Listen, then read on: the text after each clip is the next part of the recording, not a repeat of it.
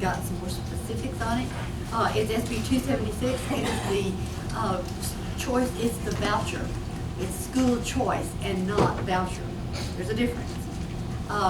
This bill would simply be, it's a taxpayer savings grant, and it would take education dollars that are allocated by the legislature for the education of Texas children and allow parents to direct 60% of the yearly allocation to the student to a private school for the education of their child. The remaining 40% stays with the school district.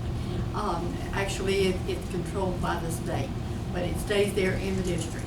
The dollars remaining could facilitate smaller class sizes, increase educational opportunities, maintain facilities, whatever is necessary.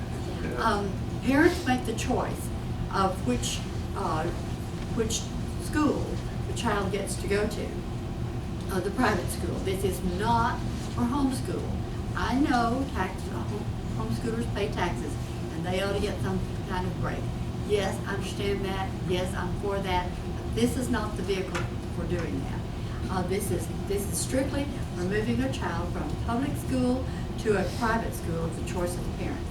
The difference in the cost between the savings grant and the private tuition is the responsibility of the guardian, parent or guardian. In other words, I'm getting approximately $5,000 from the state. I take that to a private school and they say, whoops, you owe $6,000. And that $1,000 is the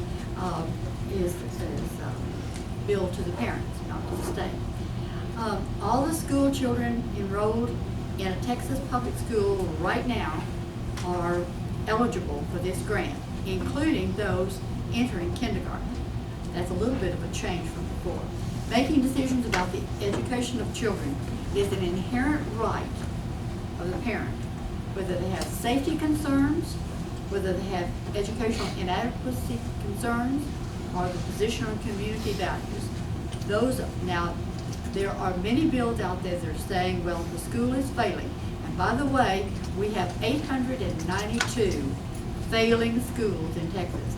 Now, those are ones that are failing. There are a great many more that are very marginal. So we have over 1 million of our Texas school children who are in schools that are less than adequate, I would think. So here's what we're doing today. I'm going to be walking this around to all of the members of the Texas Senate. This is a Senate bill. I'm going to the Texas Senate. I'm going to give them a copy of the talking points. I have copies here. If you want to go and visit your senator, get one of these copies from me because it has the bill attached to it. That's important for them. I walked into an office one time and I had one copy of the bill, and the staffer said, I need that. I took my only copy. So I have enough bills for everybody to have a copy to give to their senator. So I have, if you just want to know about it, if you want to take copies home to people at home, please take them. I'll have them back here on the table. Take as many copies as you need. I've saved mine. So you can have as many copies as you want of it. I can answer any questions. Is there a definition of private school? There is not, but let me just tell you this about private schools in Texas. Private schools in Texas are not controlled at all by the state. Some states, like California, New York, they get into controlling. Texas, there's no state control over a private school. How about Gulen schools? Are they considered private? Or what? Charter schools.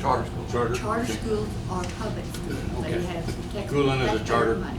Now, when you say there's no control over private schools, does that mean they don't have to take standardized tests either? That's correct. There's no control over private schools, nor is there any control over homeschool in Texas. And that's a good thing, and we want to keep it that way.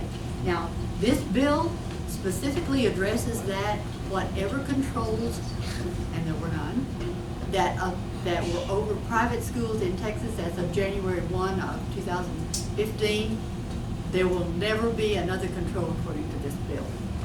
Therefore, there will never be a control over private schools. I might also add that the oversight of this would be done by the controller, not TEA. Exactly. So the money comes directly from the Texas Controller's office to the school, to the parent. Now, in a bill before, it went to the private school, and there was concern about, hey, if the state is giving money to private schools, and there needs to be a little bit of control there. This money is going to the parent, to pay, or the parent to pay the public school, and that's important. When they passed homeschool legislation back in the late 80s, early 90s, the language actually had that homeschools were private schools. So this would not, so there's no way to include There's that, no- so. There's not a way to. So you'd have to put your kid in public school and enroll them in public school if you're a homeschooler, and then move them to, And I would assume that there is probably a time frame there, they have to have been in public school for a previous year or something of the sort. Yes, you could do it that way. You could go that way, but I'm sure that there is some designation on the amount of time the child has to be in public school before they can be considered. And you're, And I don't have to go for it. Yes.